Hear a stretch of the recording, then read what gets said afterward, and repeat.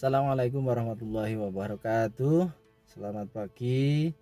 Selamat berjumpa kembali pada pertemuan awal di semester 2 ini. Syukur alhamdulillah, kita panjatkan kehadirat Ilahi Robbi.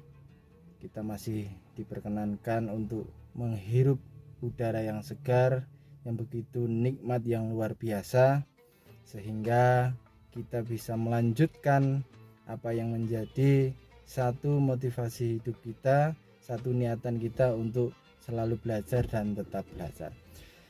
Baik anak-anakku semua, pada pertemuan kali ini tak lupa juga kita haturkan sholawat, kita sanjungkan kepada keharibaan baginda kita Muhammad Sallallahu Alaihi Wasallam. Semoga kita menjadi satu umatnya yang menjadi umat yang diselamatkan dalam surganya yang penuh kenikmatan. Amin. Oke anak-anakku semua, pada pertemuan kali ini, pada awal tatap muka ini secara daring, kita akan membahas satu materi, yakni tentang menjaga martabat manusia dengan menjauhi pergaulan bebas dan zina. Nah, ini. Jadi di sini garis besarnya adalah bagaimana kita bergaul tanpa harus melanggar segala yang menjadi larangan-larangan Allah Subhanahu wa Ta'ala. Langsung saja, sebagai mukadimah, Bapak akan menjelaskan bahwa manusia adalah satu-satunya makhluk Allah yang diberi amanah. Di sini dijelaskan bahwa manusia adalah satu-satunya makhluk Allah yang diberi amanah untuk apa? Untuk mengelola bumi sekaligus memanfaatkan dengan sebaik-baiknya. Nah, kenapa harus manusia? Kita tahu bahwa makhluk Allah itu banyak. Ada jin, setan, tumbuhan, malaikat, dan lain sebagainya. Nah, ada satu keistimewaan kenapa harus manusia. Karena manusia itu dibekali Allah satu hal yang tidak dimiliki oleh makhluk Allah yang lain. Yakni apa? Akal pikiran. Nah, disinilah yang membedakan antara manusia dengan makhluk-makhluk Allah yang lain. Dengan akal, manusia bisa berpikir, manusia bisa menjalankan apa yang menjadi perintah Allah Subhanahu wa Ta'ala. Baik anak-anakku, menuju pada sub bahasan yang pertama, Pak Guru akan menjelaskan mengenai memahami makna larangan pergaulan bebas dan zina. Oke, poin yang pertama. Pergaulan bebas di sini dituliskan pergaulan bebas adalah dimaksud pada pergaulan yang tidak dibatasi oleh aturan agama maupun susila. Jadi yang dimaksud pergaulan bebas adalah pergaulan yang tidak dibatasi oleh aturan agama dan susila. Pengertian zina. Zina itu berasal dari kata zana yazni. Jadi berasal dari kata zana yazni. Artinya apa? Di sini bahwa hubungan layaknya suami istri antara perempuan dengan laki-laki yang sudah mukallaf. Jadi zina adalah hubungan layaknya suami istri antara laki-laki dengan perempuan yang sudah mukallaf. Mukallaf itu apa? Balik itu apa? Sudah bisa berpikir, sudah bisa membedakan tanpa ikatan pernikahan yang sah. Cuman dilakukan tanpa pernikahan yang sah. Jadi ini bukan hal yang jorok lagi, yang saru lagi, tapi kalian harus sudah memahami bahwa zina adalah hubungan layaknya suami istri yang dilakukan oleh laki-laki dan perempuan yang sudah mukallaf, yang sudah balik di luar ikatan pernikahan yang sah. Nah, maka itu termasuk ranah zina. Oke, itu pengertian ya. Pengertian zina. Kemudian hukumnya apa? Hukumnya apa Pak Guru?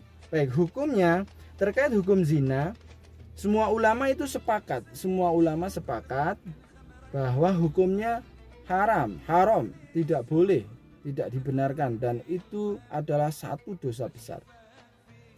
Haram ya. Bahkan zina dianggap sebagai puncak keharaman. Nah ini perlu diketahui bahwa zina itu menjadi satu puncak keharaman. Maka hati-hati pada kalian, pada siapapun yang bergaul, jangan sampai berbuat zina. Mendekati saja tidak boleh, apalagi berbuat zina. Pada ranah yang ketiga, yakni pembagian kategori zina. Kategori zina di sini dijelaskan pada materi yang sudah Bapak pelajari. Kategori zina itu dibagi menjadi dua. Oke, apa saja itu, Pak? Yang pertama adalah zina muhson, dan yang kedua adalah zina ghairu muhson. Baik. Pada poin yang pertama, yang A, zina muhson, yaitu pezinanya sudah balik, sudah berakal, sudah merdeka, dan sudah pernah menikah. Nah, hukumannya apa? Zina muhson adalah dirajam, dilempari batu sederhana sampai meninggal. Ini adalah zina muhson. Jadi saya garis bawahi, pelakunya adalah orang sudah balik dewasa, sudah pernah menikah. Hukumannya adalah dirajam, dilempar batu sampai meninggal. Kemudian yang kedua, zina ghairu muhson. Nah, zina ghairu muhson artinya apa?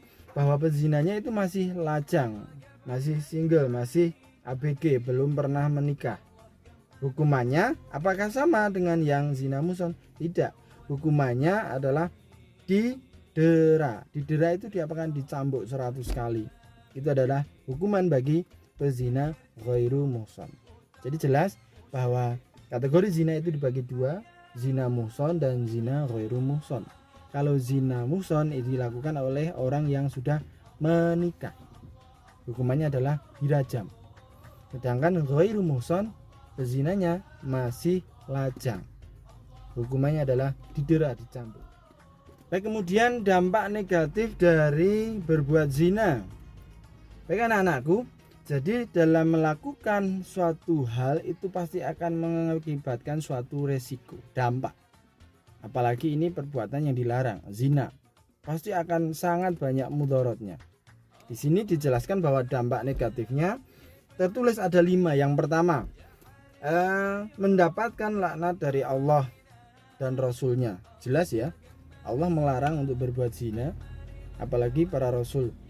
Rasul sangat benci pada umatnya yang berbuat zina. Itu yang pertama. Yang kedua, kita akan dijauhi dan dikucilkan oleh masyarakat. Yang ketiga, nasab menjadi tidak jelas. Nasab adalah garis keturunan. Ketika orang berbuat zina, apalagi sampai hamil di luar nikah, maka pihak yang dirugikan itu adalah perempuan, kemudian anak yang dilahirkan. Karena apa? Nasabnya menjadi tidak jelas. Jelas ya? Nasab adalah garis keturunan. Kemudian yang terakhir di sini, anak hasil zina tidak berhak mendapatkan warisan. Baik anak-anakku, mungkin sekian penjelasan dari Bapak terkait materi kita hari ini tentang menjaga pergaulan kita, menghindari pergaulan bebas dan zina. Kita akan lanjut kembali pada pertemuan berikutnya. Tetap semangat dalam belajar walaupun masih dalam masa pandemi. Semoga ilmu yang Bapak berikan hari ini bermanfaat. Bapak akhiri, billahi taufiq wal hidayah. Assalamualaikum warahmatullahi wabarakatuh.